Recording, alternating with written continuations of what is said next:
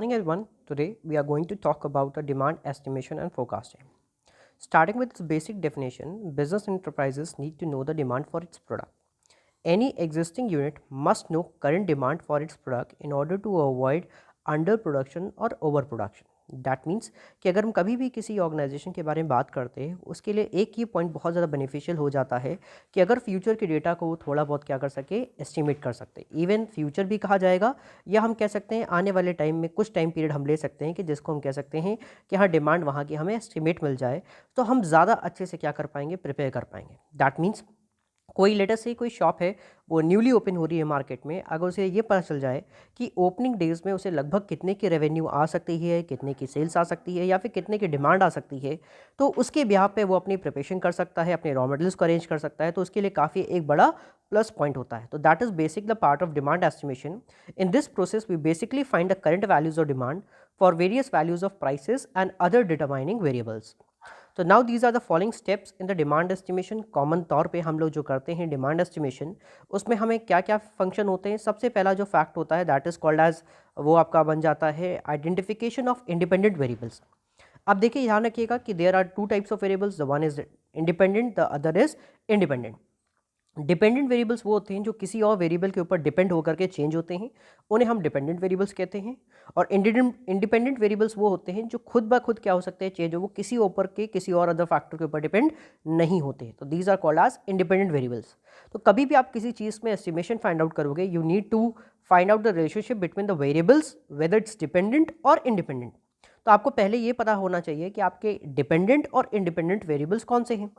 फिर उसके अकॉर्डिंग आप अपना डेटा क्या करोगे, कलेक्ट करोगे। जब डेटा आपके पास कलेक्ट हो जाएगा तो उसे आप थोड़ा प्रोसेस करके कोई मैथमेटिकल टूल, मॉडल या फिर इक्वेशन अप्लाई करके एक इक्वेशन या रिलेशनशिप को डेवलप करोगे अपने डिपेंडेंट और इंडिपेंडेंट वेरिएबल्स के बीच में। And the next step is estimation of the parameters of the model, that is to estimate the unknown values of the parameters of the model. That means कि उसके behalf है उस model, उस equation में अगर हम वैल्यूज़ पुटअप कर दें तो हमें उन वैल्यूज़ का आंसर मिल सकता है जो हम डिटरमाइन करना चाह रहे हैं। And the last, development of estimates based on the model. इसका क्या मतलब होगा कि आप क्या एस्टिमेट्स प्रिपेयर कर रहे हो इन मॉडल के बेस पे कि इसकी क्या लिमिटेशंस है, ये कहाँ कहाँ हमारे एप्लीकेबल हो जाएगा, और इन सारे के बाद हम क्या बात कर रहे हैं। ठीक है, let's move to the another page. When we talk about the tools and technique of demand estimation, it basically includes consumer surveys, consumer clinics, focus, market equipments and statistical techniques. तो सबसे पहले एक बात और हमें समझनी होगी कि अगर हमें डिमांड फोरकास्टिंग करनी होगी तो वो कैसे होगी। डिमांड फोरकास्टिंग में अगर हमें करना होगा तो इसका मतलब होता है accurate demand forecasting is essential for a firm to enable its to produce the required quantities at the right time and to arrange well in advance for the various factors of production. अगर इस case में अगर हम बात करते हैं तो forecasting हमें हेल्प करता है कि हमारे फ्यूचर की क्या डिमांड होने वाली है। अब आपको बस एक बात ये समझना होगा कि डिमांड एस्टिमेशन में हम जो आने वाले टाइम यानी कि जो करंट पीरियड कह सकते हैं, लेटेस्ट से कल परसों की बात कर रहे हैं, और डिमांड फोरकास्टिंग होता है कि कुछ टाइम के बाद लेटेस्ट से 1 मंथ्स और 2 मंथ्स की लेवल के हम ये एस्टिमेट कर सकते हो। Demand forecasting more of futuristic concept, लेकिन जो डिमांड एस्टिमेशन है वो करंट कॉन्सेप्ट पे वर्क करता है।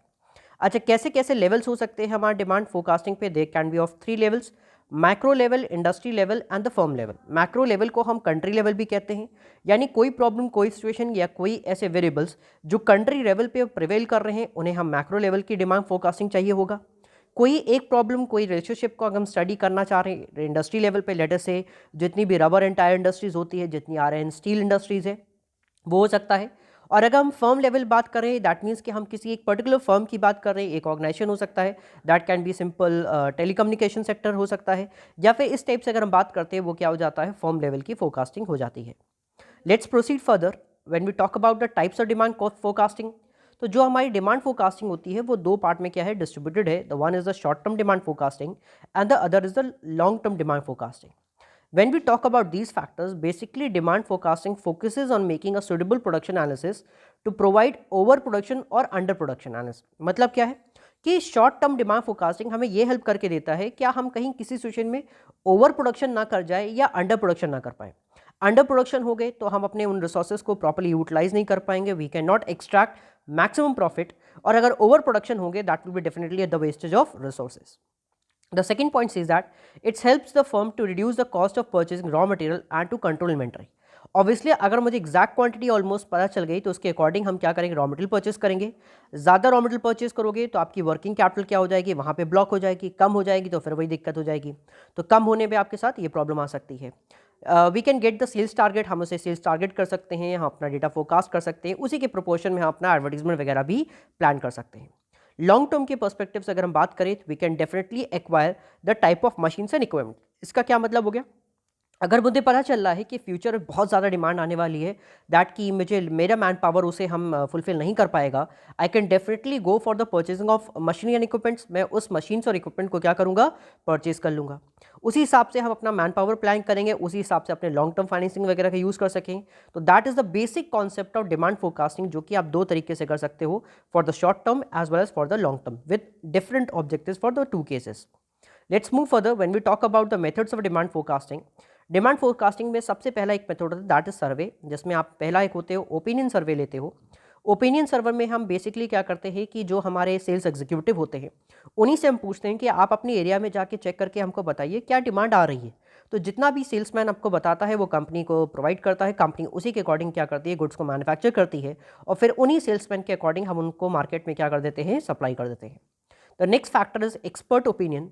अब एक्सपर्ट ओपिनियन में क्या होता है, we definitely instead of talking to the consumer, instead of talking to the salesman, हम डायरेक्टली कुछ एक्सपर्ट्स को कंसिडर करते हैं उन पर्टिकुलर फील्ड से और उनसे एस्टिमेट करवाते हैं कि भैया आप बताइए हमारे लिए सेल्स कितनी आ सकती है, इस पर्टिकुलर प्रोडक्ट की क्या प्रॉब्लम्स है जिसमें हम और डिमांड को इंक्रीज कर सकते हैं।